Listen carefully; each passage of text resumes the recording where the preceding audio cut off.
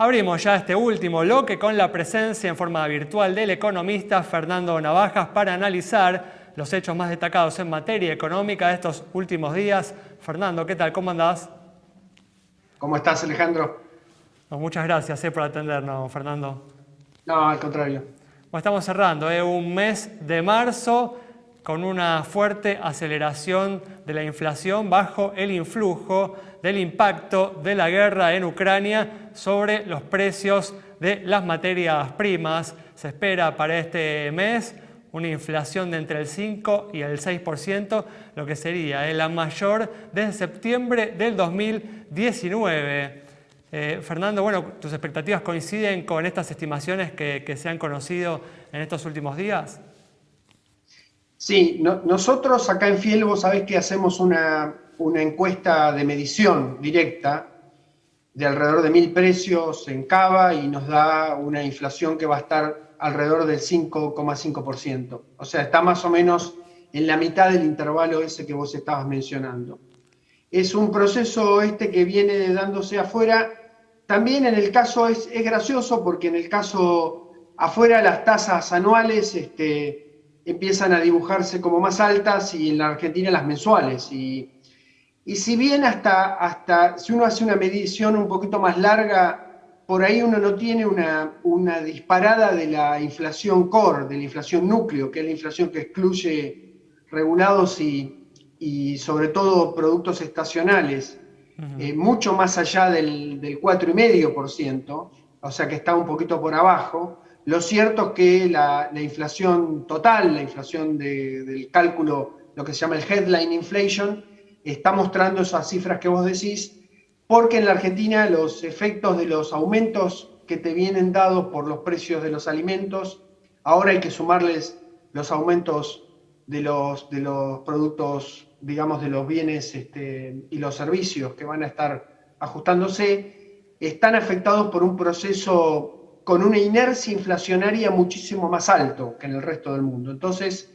es natural que en un país como la Argentina, con la inercia inflacionaria que tiene y las expectativas todavía altas de inflación, dado que el acuerdo con el fondo sabíamos que no va a planchar las expectativas porque no es un plan de estabilización en una dimensión amplia para tratar de atacar y bajar la inflación, este proceso se está dando y es un proceso problemático para el programa argentino también, digamos, problemático para la Argentina también. Entonces, es algo generalizado, está impactando en el bolsillo, está generando problemas también en algunos sectores de la economía, interactuando con las cantidades, notablemente en energía, en donde nosotros nos hemos quedado bastante divorciados de los precios internacionales, entonces no deberíamos estar sufriendo el tremendo shock de los precios internacionales de la energía. Lo estamos sufriendo, sí, por supuesto, a través de las importaciones y de los precios de la energía importada,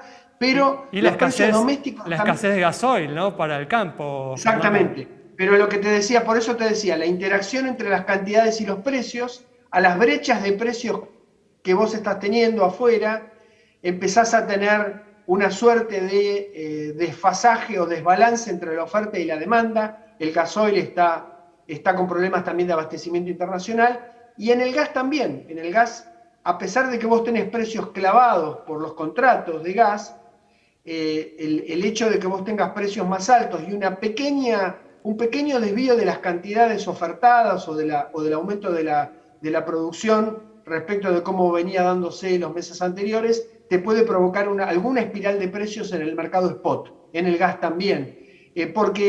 Porque lo que ocurre es que en medio de este contexto, vos fijate que la alta inflación, cuando vos empezás a recibirla, tiene dos problemáticas para la dinámica inflacionaria y del nivel de actividad. Una es si se te va sobre los salarios, eventualmente espiraliza hacia los salarios, Claro. y la otra es que los salarios son en cierta medida un precio fundamental para la estabilidad de la economía.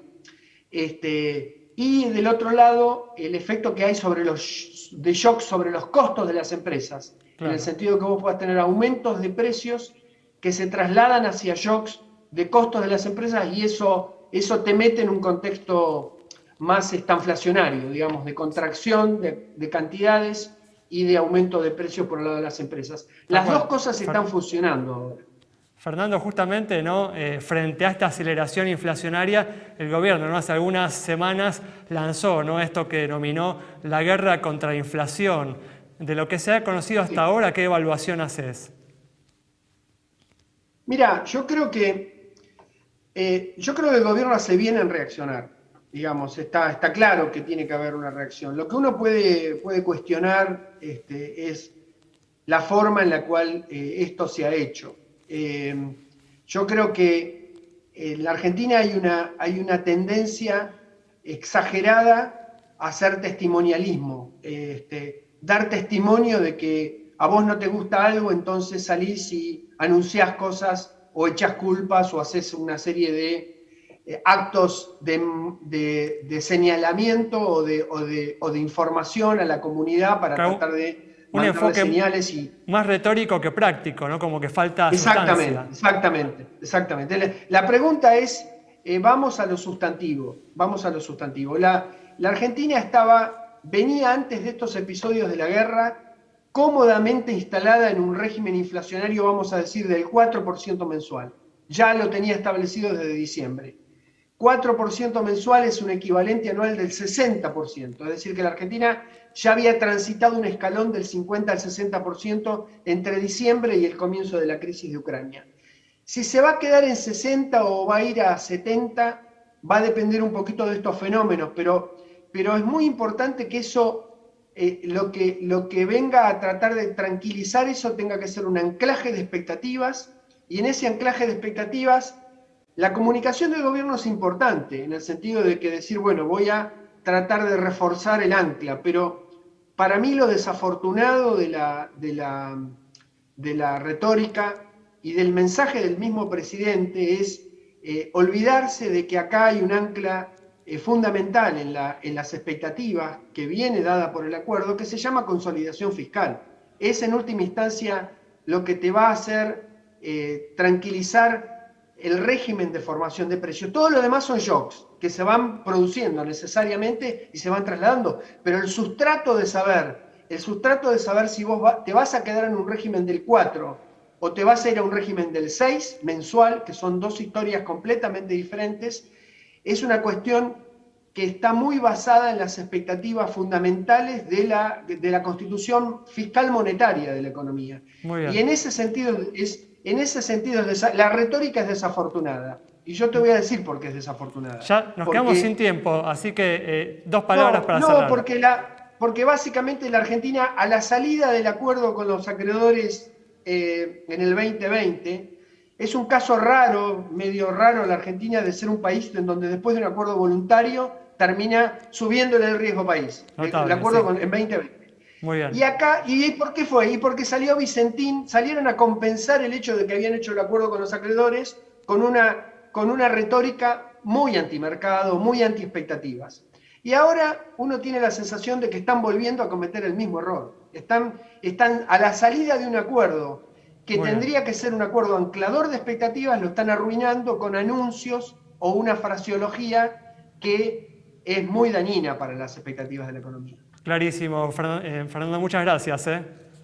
No, al contrario, un gusto. Cerramos entonces el programa de hoy con las palabras del economista Fernando Navajas, analizando la situación de la economía argentina y sus perspectivas. Nos reencontramos el próximo miércoles a las 20:30 aquí en Metro.